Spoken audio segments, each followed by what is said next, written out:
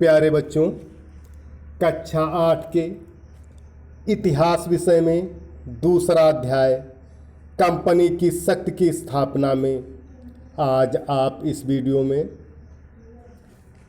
आंग्ल नेपाल युद्ध, सिंध पर अधिकार तथा पंजाब पर अधिकार का अध्ययन करेंगे। तो देखिए, आंग्ल नेपाल युद्ध। मराठों को हराने के कारण अंग्रेजों का नेपाल से संघर्ष हुआ। नेपाल के शक्तिशाली गोरखों द्वारा उत्तर भारत के मैदानी क्षेत्र को हथियाने के कारण ब्रिटिश भारत का हित प्रभावित हुआ, जिस कारण आंग्ल नेपाल युद्ध जरूरी हो गया। शुरू में अंग्रेजों की हार हुई, लेकिन अंत में गोरखा नेता अमर सिंह परास्त हुआ तथा सन 1816 में सगौली की संधि पर हस्ताक्षर किए गए। गोरखों ने इस संधि के द्वारा गढ़वाल और कुमायूं अंग्रेजों को दे दिए। अंग्रेजों का विस्तार अब उत्तर पश्चिम पहाड़ों तक हो गया। गोरखों से पूरब में स्थित सिक्किम को भी ले लिया गया, जो ब्रिटिश द्वारा संरक्षित राज्य बनाया गया। काठमांडू में गोरखों ने एक ब्रिटिश रेजिमेंट रखना भी स्वीकार कर लिया। ब्रिटिश भारत नेपाल संबंध जो सन 1816 में कायम हुए थे, आज तक चले आ रहे हैं। भारतीय सेना में बड़ी संख्या में गोरखे भर्ती किए जाते थे। आगे देखिए, सिंध पर अधिकार सन 1843।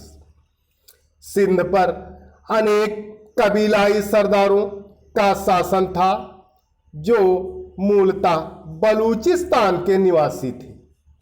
सन 1809 में इंग्लिश कंपनी ने अमीरों के साथ एक संधि की, जिसके अंतर्गत अमीरों ने सिंध में कहीं भी फ्रांसीसी बस्ती बनाने की अनुमति न देना स्वीकार कर लिया।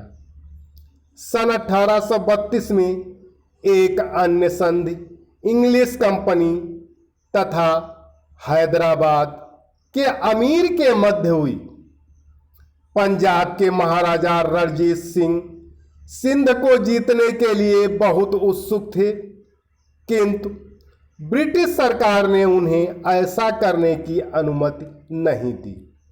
जब प्रथम अफगान युद्ध छिड़ा तथा महाराजा रणजीत सिंह ने ब्रिटिश सेनाओं को पंजाब से गुजरने की अनुमति नहीं दी, तो लॉर्ड ऑकलैंड ने सन 1832 की संधि की परवाह किए बिना ही सिंध होकर ब्रिटिश सेनाओं को भेजने का निश्चय किया।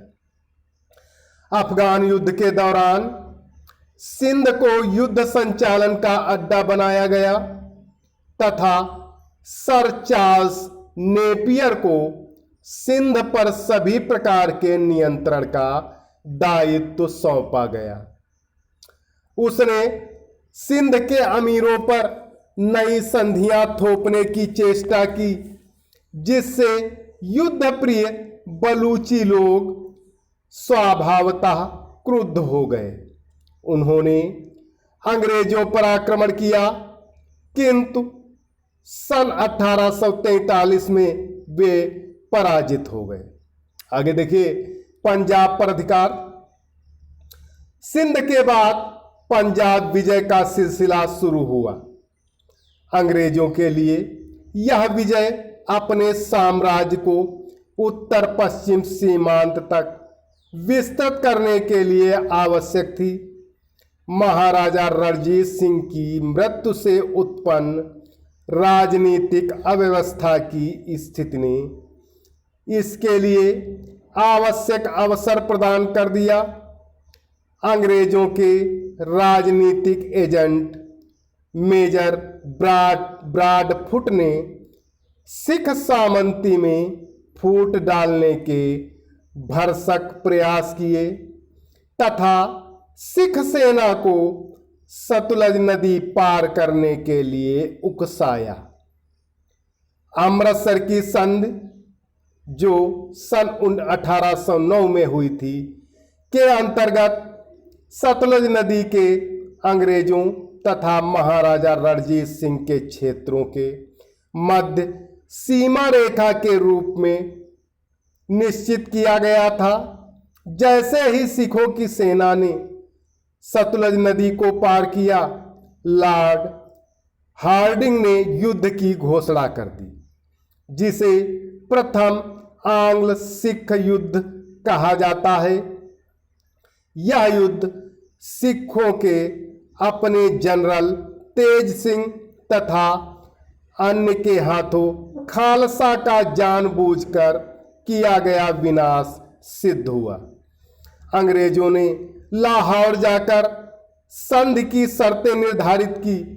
मार्च 1846 में लाहौर की संधि पर हस्ताक्षर किए गए, जिसके अंतर्गत महाराजा दिलीप सिंह ने सतलज नदी की बाईं ओर तथा सतलज एवं ब्यास नदियों के मध्य स्थित अपने सभी क्षेत्रों को अपना अधिकार त्याग दिया।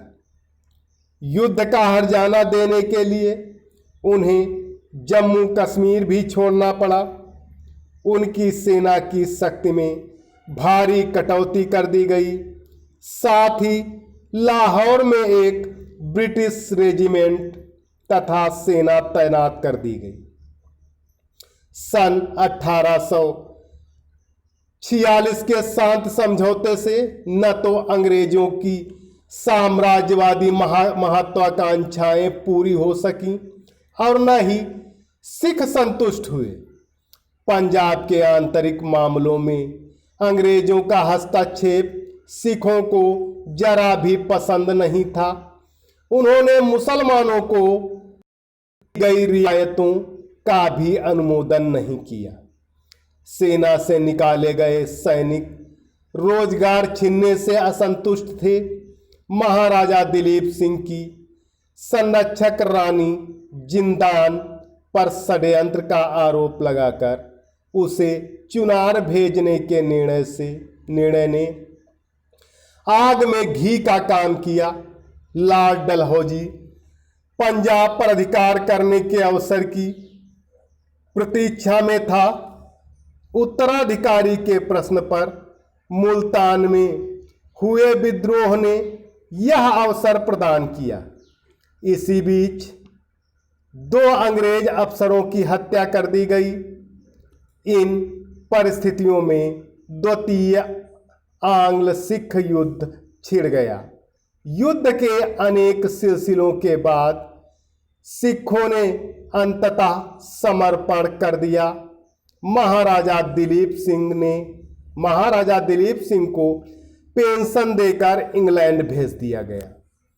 सुप्रसिद्ध कोहिनूर हीरा भी उनसे छीन लिया गया तथा उसे महारानी विक्टोरिया के पास भेज दिया गया।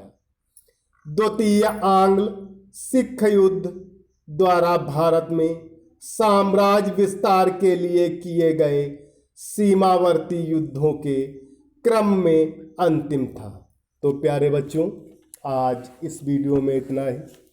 सभी विद्यार्थी आंग्ल नेपाल युद्ध, सिंध पर अधिकार तथा पंजाब पर अधिकार को अपने शब्दों में लिखकर होमवर्क वाले ग्रुप पर अवश्य डालें। धन्यवाद।